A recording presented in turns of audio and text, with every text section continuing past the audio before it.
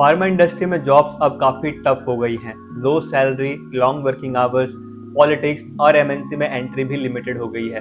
लेकिन एक ऐसी फील्ड है जहां सैलरी है, ग्रोथ फास्ट है और रिस्पेक्ट मिलती है, और वो है रेगुलेटरी अफेयर्स आरए डिपार्टमेंट। आज मैं आपको बताऊंगा आरए का स्कोप, सैलरी, करियर ग्रोथ, कैसे एंटर करें आफ्टर बी फार्मा और एम फार्मा, और कॉमन मिस्टेक्स जो आपको नहीं करनी है। स्टार्ट करते हैं।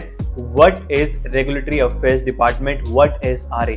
आरए का काम है drug approval, compliance, documentation, submissions to regulatory authorities like DCGI, USFDA, EMA etcetera. इसका रोल है टू इंश्योर कि फार्मा कंपनी के प्रोडक्ट लॉज और गाइडलाइंस के अकॉर्डिंग मार्केट में आए।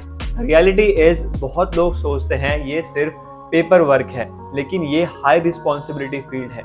मिस्टेक से प्रोडक्ट लॉन्च डिले हो सकता है या फिर पेनल्टी भी लग सकती है। Now let's discuss why regulatory affairs is a high paying profile. The reason for high pay are high responsibility. Regulatory non compliance costly होती हैं, limited experts, few people understand global regulation, and certification are valued highly in this department. RA professionals with RAPS USFDA experience are in demand. तो इस field में demand है और supply ज़्यादा नहीं है। लाइक QA, QC और प्रोडक्शन, इनमें सप्लाई बहुत ज़्यादा हो गया है। अच्छा, एक कंपैरिजन करते हैं normal pharma jobs like QA, QC, production versus RA। Normal pharma jobs में क्या है, आपका लो सैलरी है, पॉलिटिक्स बहुत ज़्यादा हो गई है, ऑपरेटर लेवल वर्क है, हाई स्ट्रेस है आपका। आरए में क्या है, ऑफिस बेस्ड वर्क है, रिस्पेक्ट मिलता है, ग्रोथ क्लियर है, बट कंटिन्यूअस लर्निंग रिक्वायर्ड है आरए की फील्ड में। इस फील्ड में रिस्क यही है, अगर आप अपडेट नहीं रहोगे सबमिशंस रिजेक्ट हो सकते हैं। So skill matter more than degrees in RA department. अभी जॉब सिक्योरिटी पर बात करते हैं। It is high because companies cannot replace experienced RA professionals easily. Submissions, approvals, audit requires expertise. RA is a stable job even in recession because compliance is mandatory. अगर हम growth path की बात करें इन RA department, तो you start with entry level from RA officer to assistant executive to executive, then senior executive, then assistant manager, then senior manager, and so on. It takes about 8 to 15 years to become head of regulatory affairs or director. Salary goes to 2 to 5 lakhs per month in top MNCs. Now let's discuss how to get into RA after B Pharma or M Pharma. Step 1. Build a strong foundation.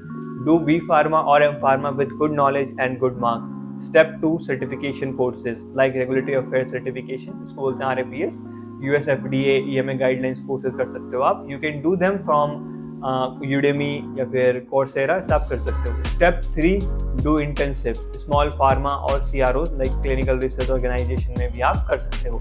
Step number 4, start your career whatever you are getting a good company, build your network and move to MNC as soon as possible.